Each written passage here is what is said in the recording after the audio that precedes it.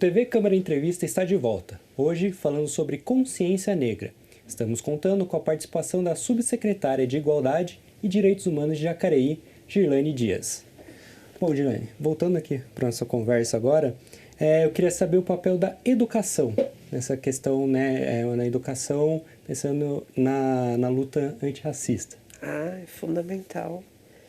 Eu não acredito numa transformação de uma sociedade ou de um país sem um trabalho de base, sem trabalhar com a educação. Eu não acredito numa transformação que não tenha essa parceria grande do poder público, executivo, legislativo, judiciário, a nível municipal, estadual e federal.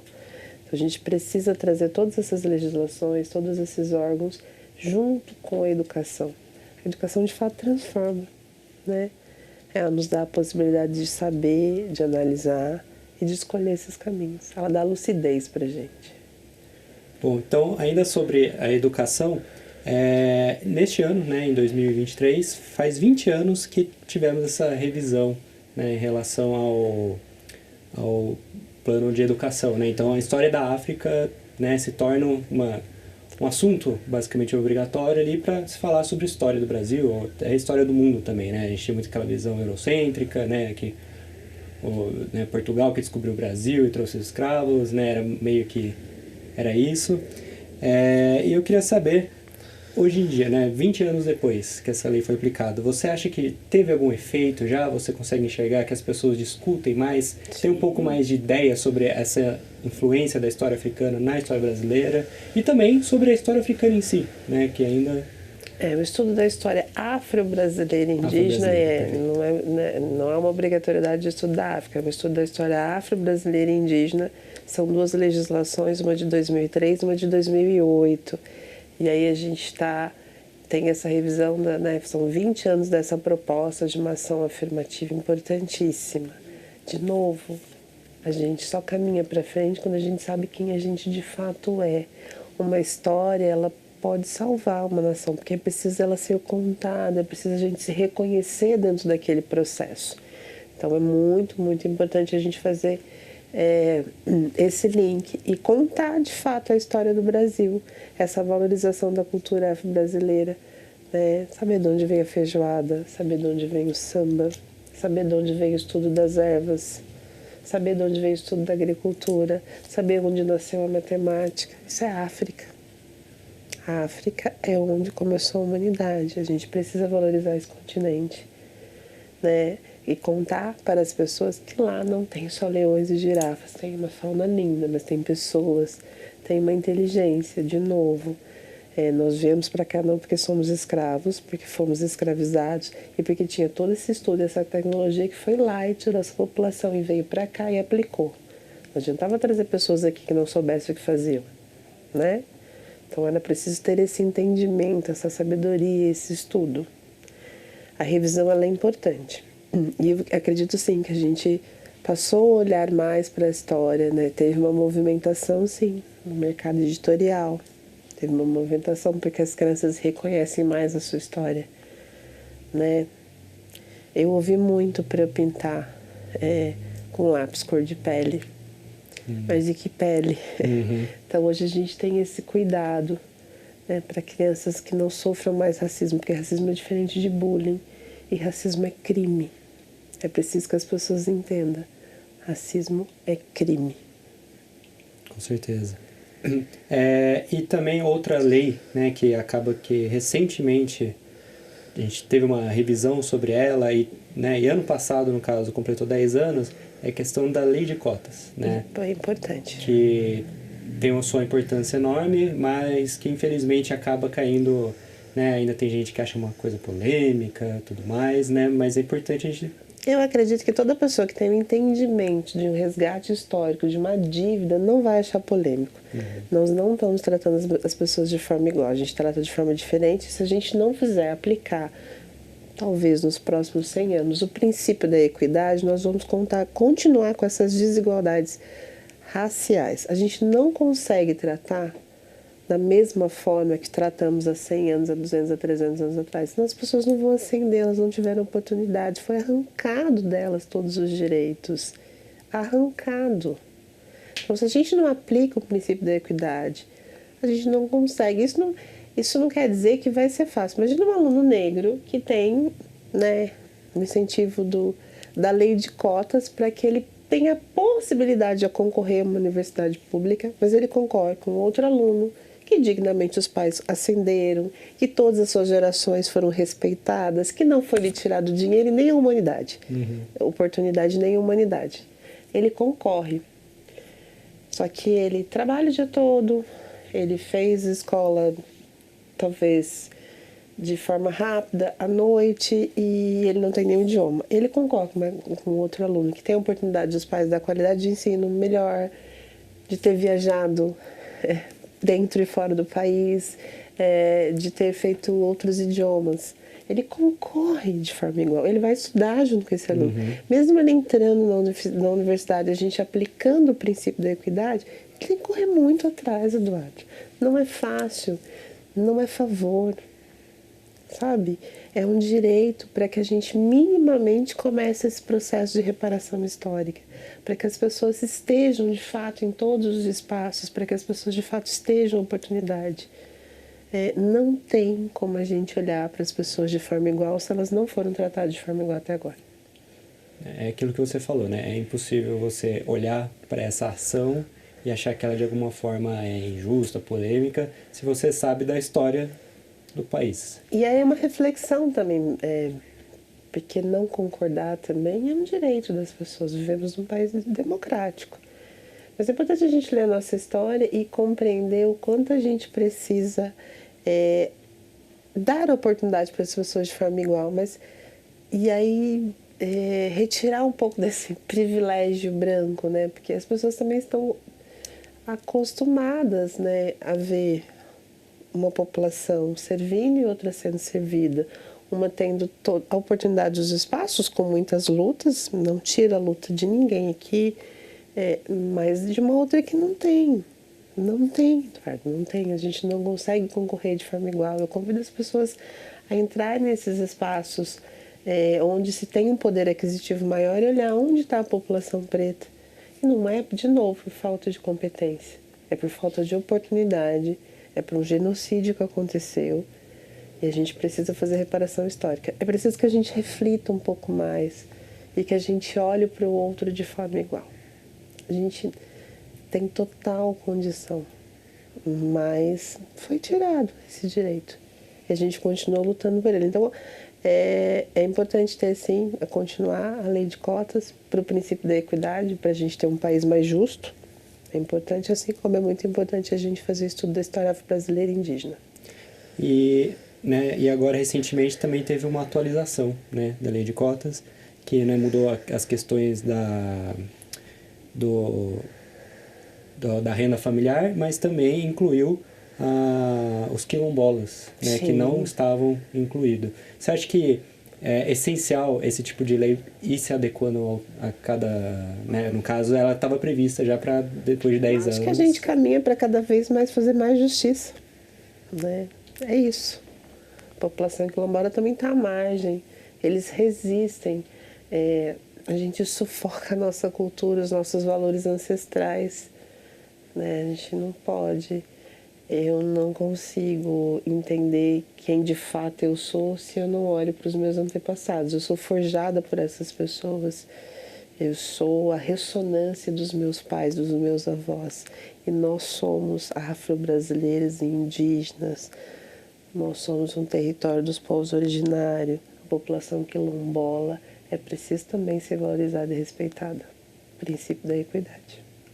Bom, e eu queria saber se, na sua visão, né, nesses 10 anos, ela já teve efeitos, tanto na ocupação de universidades, mas também, né, no mercado de trabalho em si, né, em cargos de maior prestígio. Já, hoje a gente tem bastante esse trabalho, né? A gente verifica que as empresas começam a se movimentar, né, de ter esse reconhecimento e esse entendimento, né? Tem bastante esse incentivo para aplicar o princípio da equidade, para dar oportunidade, para fazer esse processo de reparação. Temos muito que caminhar, muito, Eduardo. Mas a gente começou, né? É importante a gente começar. Então já caminhou sim. Bom, e eu queria saber né, além da questão do mercado de trabalho, mas também na questão da representatividade política, né, que a gente sabe que ainda, né, sempre que ano de eleição, né, sempre faz aquela avaliação da questão dos candidatos, né, quando são eleitos. Eu queria saber, você acha que o nome do político também está se abrindo mais portas ou ainda tem muito o que correr? Eu não vejo muito no âmbito político, não. Hoje a gente tem uma Câmara de Vereadores aqui, né? São 13, quantos são pretos? Mas já tem, né? Quantas são mulheres? É preciso olhar nessa questão de igualdade racial e de gênero. Talvez as mulheres caminhem um pouquinho mais, mas de igualdade racial a gente tem muito que caminhar. Tá? Quantos deputados pretos a gente tem? Quantos senadores? Sim. Qual presidente preto a gente teve no país? Ou presidenta, né, preta? Então, acho que para a questão do ambiente político, a gente precisa ainda caminhar um pouco mais. Essa dificuldade da população se reconhecer, né? E de se reconhecer neste lugar também. A gente precisa caminhar um pouco mais. Teve uma pesquisa recente falando com adolescentes. E aí, eu não lembro a fonte agora, mas ela é uma fonte séria. E falando o que um adolescente espera. E os adolescentes, quase que na sua grande maioria, os adolescentes pretos, eles disseram emprego e casa para mãe. Quase na sua grande maioria de adolescentes não negros disseram de uma viagem, de faculdade, de formação acadêmica. Então, enquanto entende, porque tem essa garantia do básico, da moradia, da alimentação, e aspirando o que de fato precisa ser aspirado, estudar, viajar, fazer outro idioma, o outro está dizendo, eu preciso dar uma casa para minha mãe, eu preciso comer e eu preciso trabalhar. Então, essa é a ressonância que a gente tem no país. Então, quando um ainda pensa em questões super básicas, né, de garantir o básico, o outro já consegue pensar... Sobrevivência. Pensar em, né, viagem... Eu acho que eu vi no Mundo Negro essa pesquisa. Cara, bem interessante esse dado. Bom, e né, então agora trazendo um pouco de questões recentes que tem ganhado bastante a mídia, né, que a gente vê o caso do racismo, né, no futebol, né, tivemos recentemente a questão acho que o caso mais conhecido foi do Vinícius Júnior, né, lá na Espanha, mas a gente também tem direto, quando times brasileiros vão jogar em outros países aqui, na América do Sul mesmo, né, principalmente casos de racismo contra outros torcedores. E eu queria saber, né, essa alta, né, às vezes a gente pensa que, nossa, está aumentando o número de casos, né, da discriminação e tudo mais, ou está tendo mais espaço para denúncia, para conversar sobre isso? Qual que é a sua visão sobre a situação? Acho que não é que a gente tem mais espaço, porque o número de denúncias é muito pequeno e as sanções ainda não levam à prisão. A gente tem um grande passo, a gente tem muito que caminhar ainda. Mas eu acredito que a gente tem mais consciência, né, sobre os nossos direitos. Então a gente está falando sobre isso agora, as pessoas falam mais, a gente leva para a escola, a gente tem mais escritores pretos, a gente tem mais acesso à informação. A informação hoje ela é muito rápida, né? Hoje a pessoa com o celular na mão filma tudo, enfim. Mas eu não acho que tem mais hoje, não. É que a gente tem mais consciência da barbárie, né? E então, e assim, quando você pega, né, um jogador de futebol aí com renome internacional, isso de fato tem uma grande visibilidade. E aí é a oportunidade de a gente aproveitar enquanto formador de opinião, enquanto professor, trazer essa matéria, pega uma criança que fala do seu jogador que ele é fã, fala, olha, isso é certo, isso é errado, o que você acha? Quantos heróis negros você conhece? E aí é trazer para a nossa realidade e entender por que a gente tem o direito de falar dessa pessoa por causa da cor de pele e da outra não, né? E mostrar que todo mundo é igual e que precisa ter esse respeito. Mas eu acho que hoje a gente passa a ter um pouco mais de consciência, a nova atualização da lei também, onde injúria racial e racismo são equiparadas em 2023, traz, né, tipifica racismo desportivo e racismo religioso. Porque acontece muito. Então, eles trouxeram no dispositivo e destacaram. Porque, de novo, é crime. Sim. Não é brincadeira, não é coisa de futebol. Não é piada. Não é piada, não é, né? No Brasil a gente até traz, assim, cientificamente o racismo recreativo, porque é muito mascarado ainda o racismo no Brasil. Você ofende alguém e aí depois fala, meu, mas é só uma brincadeira. Não, não é. É crime. E a gente começa já falando desde com as crianças. Tudo aquilo que machuca, que te tira a humanidade, que te tira... não é brincadeira. Não é. Então é preciso trazer isso e distinguir e tirar. Racismo é uma coisa, brincadeira é outra. Bullying, que é uma coisa muito grave, também é outra. Uhum. Bom, então até para a gente encaminhar para o fim do nosso programa, eu queria saber então agora, né, a gente já citou várias ações feitas pelo poder público, mas eu queria saber como que o poder público pode ainda continuar ajudando, né, a buscar essa equidade, buscar, né, o fim, possivelmente o fim da total tipo de discriminação. Como que o poder público...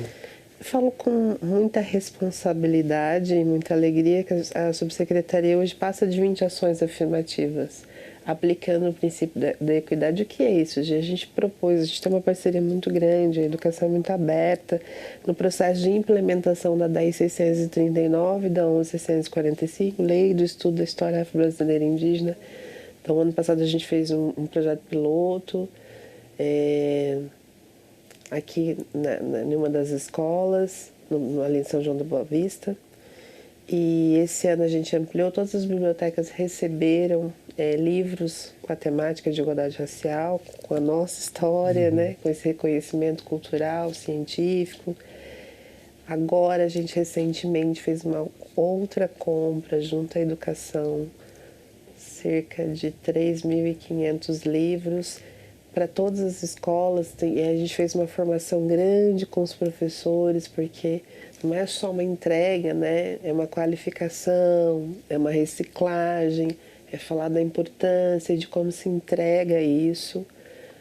A gente falou da saúde da população negra, um movimento inédito no Vale do Paraíba, em agosto, setembro e outubro, saúde integral da população negra. Nós somos afeitos a algumas doenças, e quando a gente fala de promoção à saúde, quando a gente fala de pensar em recurso público, quando a gente fala de otimizar e usar melhor, a gente precisa saber onde essas pessoas estão.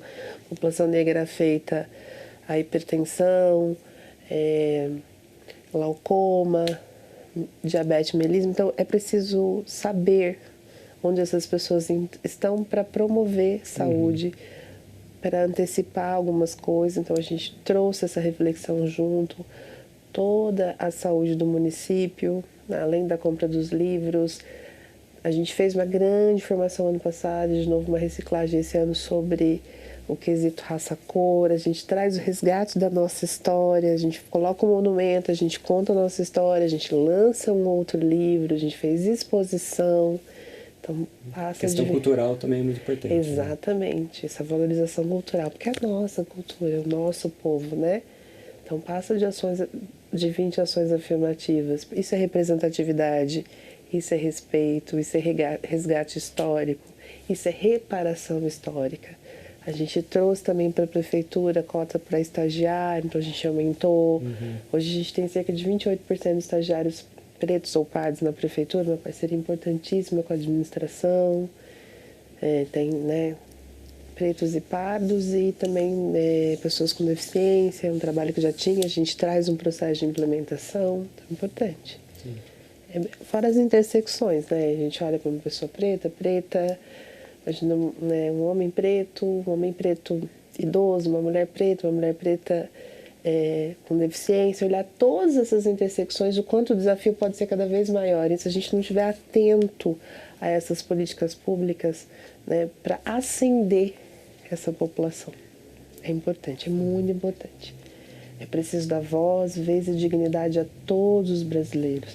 É preciso dar voz, vez e dignidade a todos os jacarienses. E só a gente fazendo política pública desta forma que a gente vai conseguir ter um Brasil de brasileiros, um Brasil de afro-brasileiros, um Brasil onde as pessoas se reconheçam nas suas histórias, onde uma menina branca se reconheça na história bonita da família dela, que veio, né, que foi imigrante, ou a minha, uma menina preta, que se reconheça nessa história, né, com seus traços, com sua cor de pele, com seu cabelo e que não seja discriminada.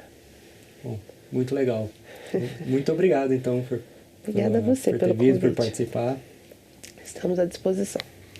Pois bem, lembrando que você pode fazer sugestões de temas e também reassistir as nossas entrevistas nas redes sociais. É só pesquisar TV Câmara Jacareí. O TV Câmara Entrevista fica por aqui. Muito obrigado pela sua companhia e até o nosso próximo programa.